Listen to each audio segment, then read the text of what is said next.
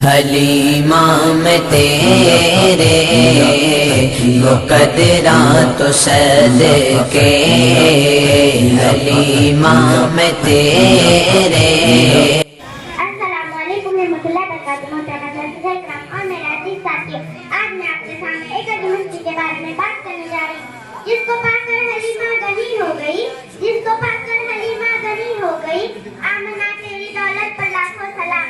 حضرت حلیمہ سعدیہ رضی اللہ تعالیٰ عنہا جو ہمارے پیارے نبی حضرت محمد صلی اللہ علیہ وسلم کی رضائمہ تھی۔ پیارے بچے عورت میں یہ دستور تھا کہ بچے دودھ پلانے کے لیے گاؤں کی نیک اور سادی عورتوں کو دے جاتے تھے۔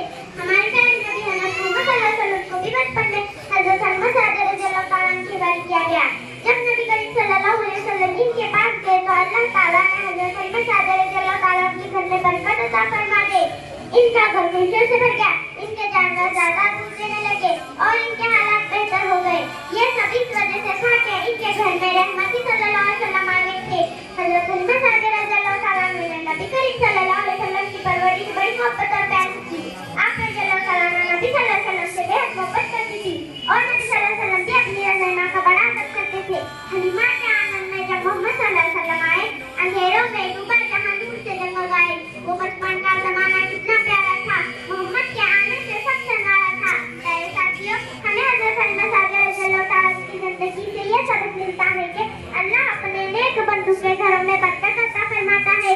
ہمیں بھی چاہیے کہ ہم نبی کریم صلی اللہ علیہ وسلم ان سے محبت کریں، بڑوں کا ادب کریں اور دوسروں سے اچھا سلوک کریں۔ اللہ تعالیٰ ہمیں نبی کریم صلی اللہ علیہ وسلم ان سے جو ہر فرد سے سچی محبت کرنے کی توفیق دے۔ آمین ثم آمین۔ اے خدا تیری عدالت میں میری رضامندی رکھنا، اے خدا تیری عدالت میں میری رضامندی رکھنا۔ میں رہوں نہ رہوں، میرے سارے مسلمانوں کو حضرت محمد صلی اللہ علیہ وسلم کا امتی بنائے رکھنا۔ تیرے مقدراں تو صدقے۔